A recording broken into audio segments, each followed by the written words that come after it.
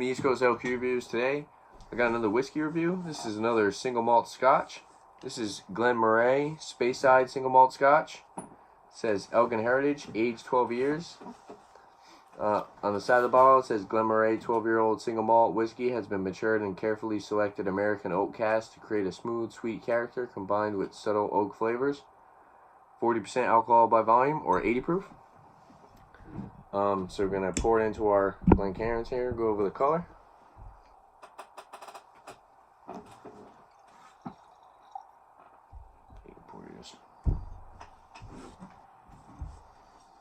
Pours a nice clear golden color. Actually looks really clear, huh? Yeah, it's really light. Yeah, so like a clear golden color, I would say. Right? Yeah. So for the aroma, let's go for the aroma.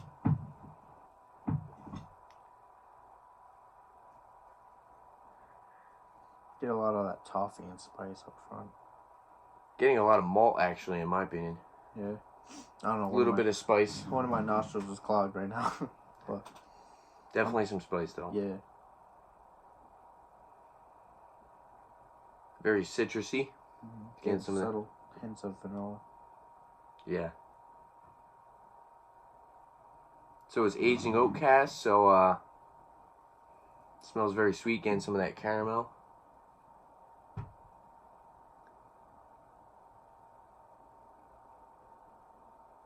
Some oak. What else? Actually, it has kind of like a stronger alcohol than Yeah, it does have a bit of an alcohol aroma for 40%. Not bad aroma though. It actually smells pretty good. No? Yeah, it smells pretty balanced. Let's go for the taste.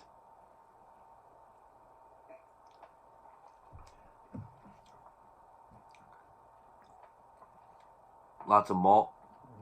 You get a lot of that spice too. That was Yeah, spice on the finish, caramel, toffee, like you said. Yeah, wood taste. Definitely very woody. Yeah, some woody. Yeah, like woody oak.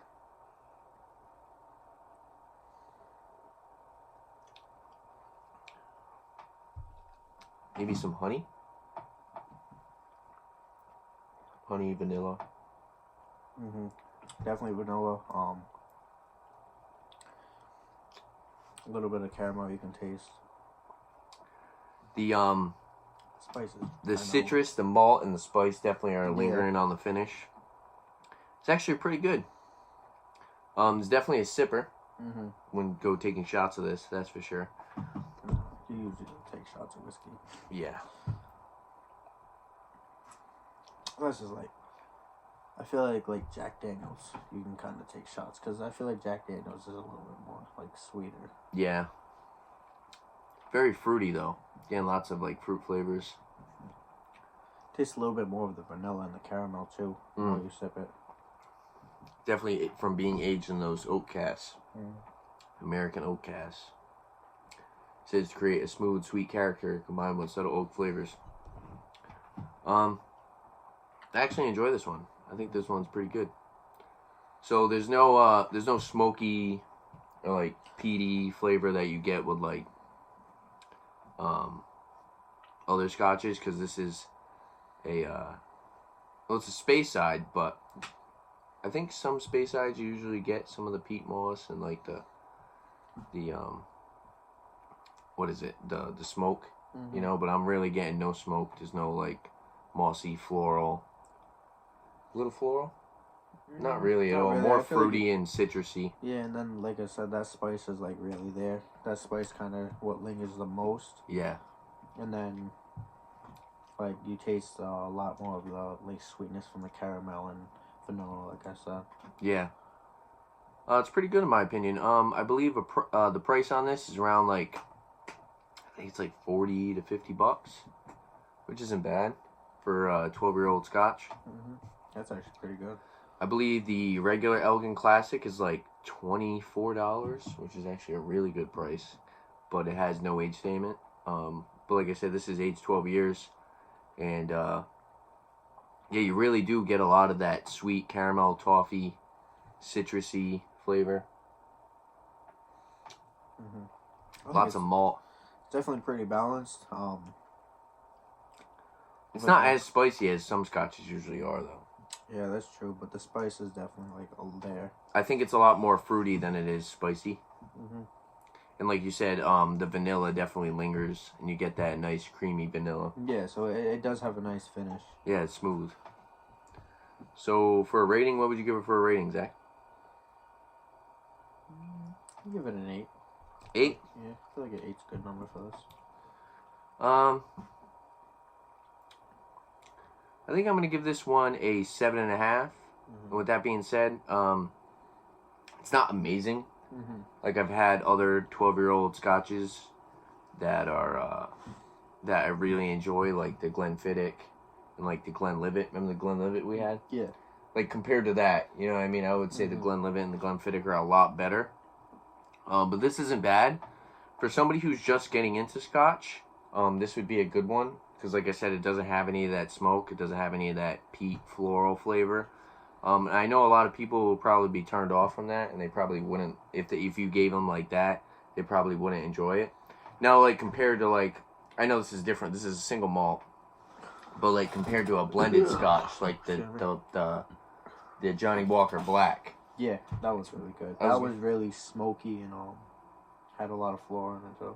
Yeah, that's what I'm saying. Like, so compared to that, somebody who doesn't really like that smoky, floral flavor, would probably really enjoy this. Yeah. You know what I mean? I know a lot of people who have tried Scotch before are thinking like, oh, Scotch, it's too much like peat moss, it's too floral, it's too smoky. You know what I mean? I couldn't be able to do that. But like something like this is fruity and citrusy and has enough of that vanilla that it's so smooth that you could sip this all night, you know what I mean? And it has like no offensive flavor to it.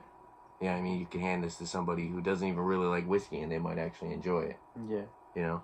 But it also depends on like people's taste. Like I love like the Johnny Walker Black Label. I thought it was amazing. Yeah, that was actually a really good one too. That was actually the first time I tried that with you. I love that smoky taste itself. Yeah, the smokiness actually like adds to the smoothness of the Scotch, you know? Exactly.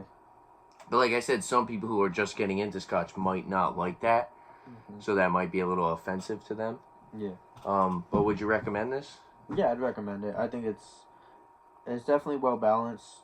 A little bit too much spice for me, which is why I gave it an 8, but it is also really good. And I think it would be I would recommend it in my opinion, and I think it would be a really good starter Scotch. Like I said, for somebody just getting into Scotch, never really tried Scotch before. Maybe you've had other Scotches, like I said, maybe something like a Johnny Walker, which is actually a blended, you know what I mean? But this is a single malt, so it's a little bit different. But just saying Scotch, you know what I mean? Some people might be offended by something they've tried in the past, and you know, this is actually really different compared to something like that, you know what I mean? But yeah, I'm gonna give it a 7.5. Like I said, it's a good starter Scotch. I'm not sure the availability. You don't really see Glen Moray in too many places, you know. No. But then again, yeah. So like for the price, if you can find it for the price, it's definitely worth it. Especially like you said, for something that's aged for 12 years. But I will say, in my opinion, I would recommend trying Glenfiddich or Glenlivet over this. You know what I mean? Yeah. I would say that those are probably better to try, because those are a lot, they're just a lot better in my opinion. I think they have a lot better flavor. And this though is very is a lot on the sweeter side. So it has a lot of that caramel and toffee. Whereas like the Glenfiddich and the Glenlivet are a little bit more on the maltier side. You get a lot more of that barley malt. But yeah, there you have it. If there's any other liquor beers you guys like to see on my channel, definitely leave a comment down below. And don't forget to like and subscribe for more upcoming videos. Liquor and beer. Thanks for watching. Cheers.